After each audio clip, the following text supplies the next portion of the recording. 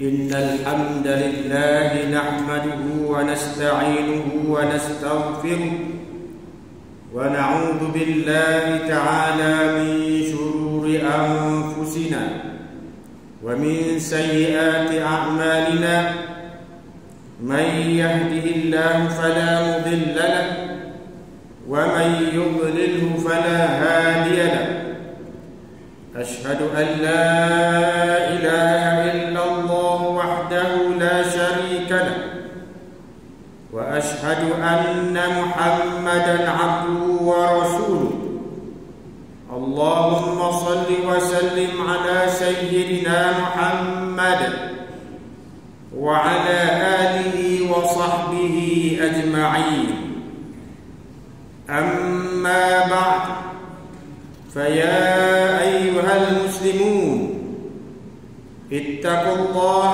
حق تقاته ولا تموتن إلا وأنتم مسلمون قال تعالى يا أيها الذين آمنوا اتقوا الله حق تقاته ولا تموتن إلا وأنتم مسلمون وقال الله تعالى في كتابه الكريم يا أيها الذين آمنوا اجتنبوا كثيرا من الظن إن بعض الظن إثم ولا تجسسوا ولا يغتب بعضكم بعضا أيحب أحدكم أن يأكل لحم أخيه ميتا فكرهتموه واتقوا الله إن الله تواب rahim.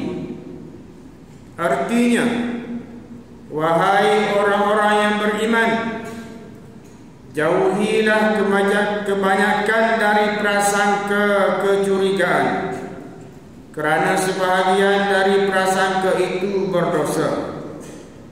Dan janganlah mencari-cari keburukan orang, dan janganlah sebahagian daripada kamu mengumpat sebahagian yang lain. Adakah seorang di antara kamu suka memakan daging saudaranya yang sudah mati? Maka tentulah kamu merasa jijik kepadanya. Dan bertakwalah kepada Allah.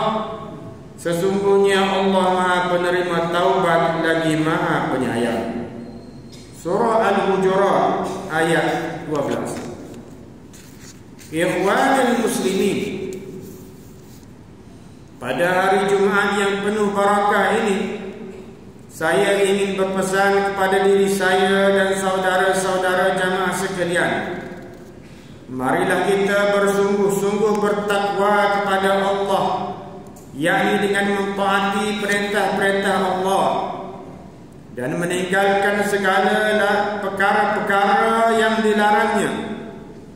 Mudah-mudahan hasil takwa itu akan membentuk kita menjadi manusia yang istiqamah, berakhlak mulia.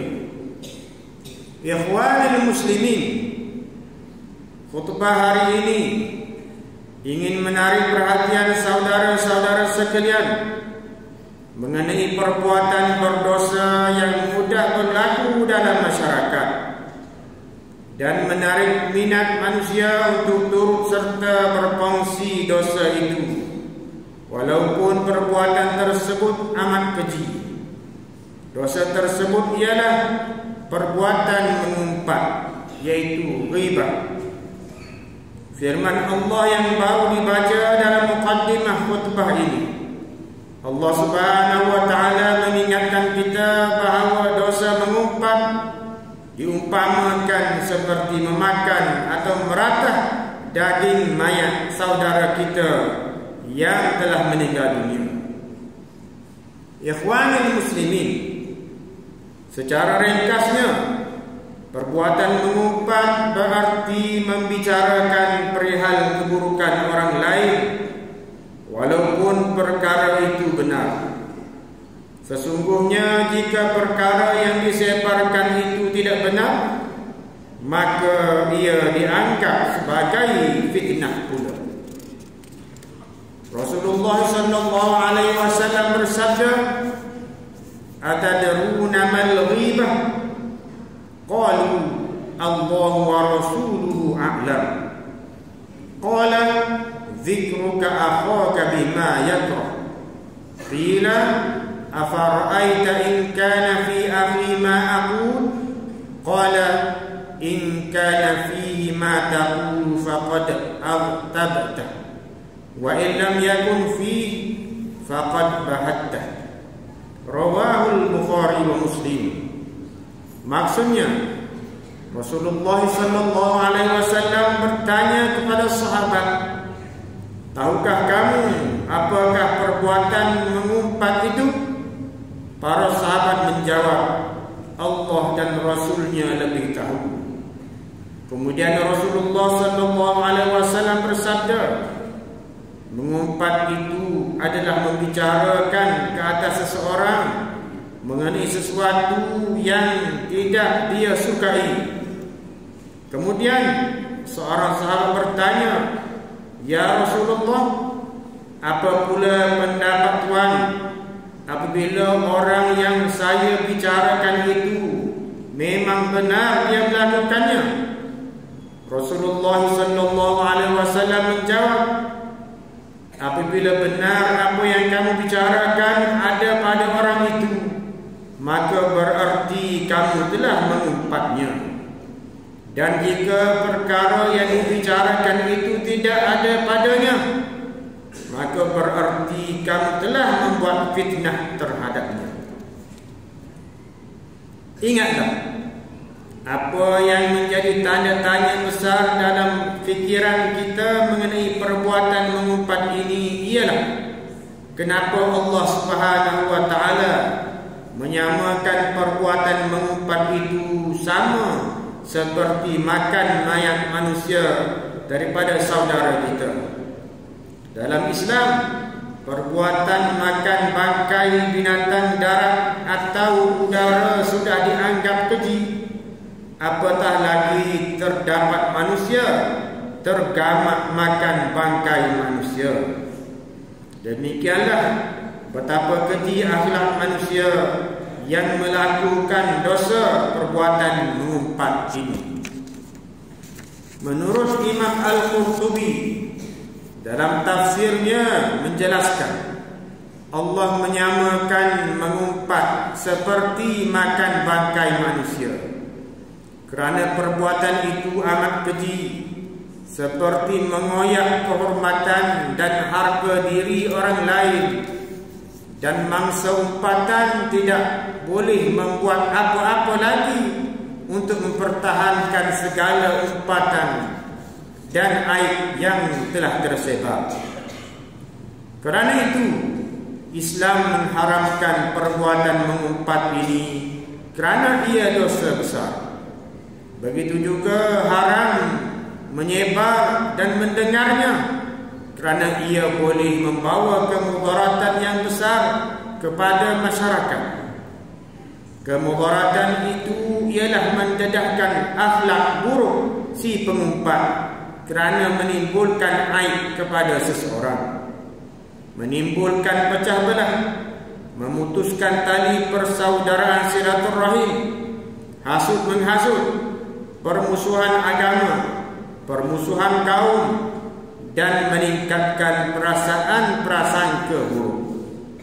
Ingatlah, jika melakukan dosa kerana melanggar hak-hak Allah, seperti tidak berpuasa Ramadan, malas solat dan sebagainya, maka kita boleh memohon keampunan terus dengan Allah Subhanahu wa taala, mengganti dan menqadha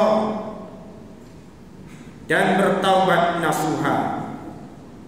Bagaimanapun, untuk mendapat pengampunan dosa yang melibatkan kesalahan sesama manusia seperti mengumpat ini, maka wajib mendapat kemaafan daripada manusia yang diumpat itu. Kadang-kadang agak susah untuk mendapat kemaafan kerana boleh jadi mangsa umpatan tidak mahu memaafkan atau tidak dapat dikesan. Kerana itu, si pengumpat itu kekal dalam keadaan berdosa atau segala pahala amalan solehnya juga terhapus kerana kifarat mengumpat. Ikhwanil muslimin, sedarlah bahawa dosa mengumpat ini mudah berlaku sama ada melalui percakapan, tulisan, sindiran dan isyarat dengan mata, tangan atau kepala. Bagaimanapun pada zaman moden ini, perbuatan mengumpat berleluasa berlaku tersebar melalui media sosial seperti WhatsApp, TikTok, Telegram, Facebook dan sebagainya.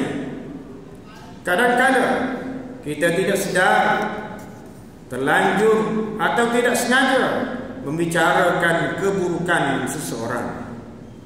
Dalam hal ini Rasulullah mengajarkan kita melakukan kifarat mengumpat, yaitu segera berhenti daripada perbuatan keji itu dan segera berdoa kepada Allah agar Allah memaafkan dosa kita dan dosa orang yang diumpat itu.